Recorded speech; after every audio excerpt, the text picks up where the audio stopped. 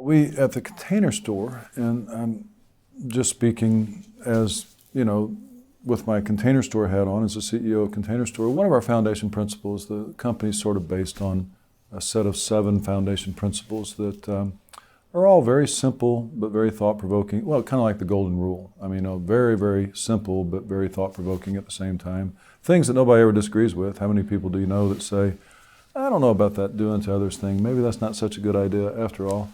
So one of them is 1 equals 3, that one great person can easily do the business productivity of 3 good people. It's actually an understatement. There's all kinds of things that you do 14 times or 38 times better than me. And 1 equals 3 allows you to kind of hold out for only the great employee. I mean, we think the most important thing that we do is who we hire to join the Container Store, that wonderful company. So we're looking for people that we think will do at least 3 times the productivity that someone else might hire for that position. And no one's overqualified. I mean, we always joke that if a retired Federal Reserve chairman wants to work in our accounting department, that's fine with us. And if you go to our stores and look at who's working there, you have master's degrees. The average full-time salesperson in the store makes about $48,000, which is not an enormous amount of money, but it's a lot of money. It's a whole lot of money for a retail sales position. First, you have to believe that you can get great people to work in a retail sales position or in a hot distribution center in Dallas, Texas. And boy, have we been successful at that. And we've been on Fortune magazine's 100 Best Companies to Work For in America list for 15 years in a row, #1 twice, #2 twice. We have a reputation for being a great place to work, and so we seek out great people. We put you through 8 interviews, and so we wind up with great people, and they're very productive, and they're very innovative. Then you can pay them well, and you need to pay them well. People join the Container Store, and they never leave. I mean, our turnover is single digit in an industry that averages triple digit, and pay is part of that. It's an inverted pyramid. I don't, as CEO, I make, substantially less than industry average. The vice presidents make maybe about industry average.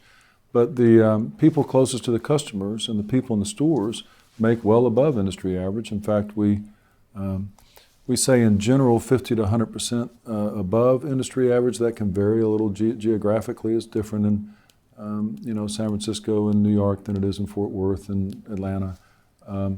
But you're getting 3 times the productivity at only 50 to 100% higher labor cost. So the employee wins because she's getting paid 50% more than somebody else would likely pay her. The company wins because it's getting 3 times the productivity at that only 50% higher cost. And the customer wins because they're getting this engaged, really great employee.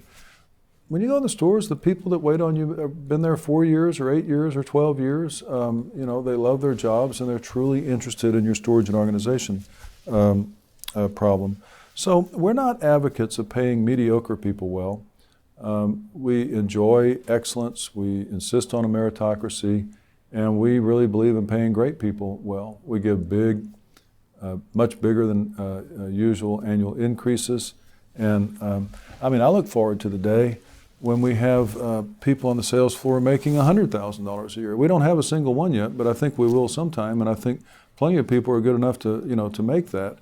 A great place to work is not just about pay, but pay is still important. People's families depend upon it. It's very important. We're trying to pay in accordance to contribution. Most business people will tell you, I don't know, some of my worst people make the most money and some of my best people make the least money. And you just have to realize how important it is. You have a finite pie of compensation, and the person who makes the 15th biggest contribution should have the 15th biggest piece of the pie, slice of the pie. I think it's important that people feel mildly tickled. Maybe you don't want them to feel wildly tickled, but maybe they feel mildly tickled about their compensation, and that they feel very hopeful about the opportunities they have for advancement if they want that, or more money or a lot more money, if they want that. So there's also a pride factor. There's also the new groom wants his new father-in-law to be proud of what his salary is. I mean, the stuff's important.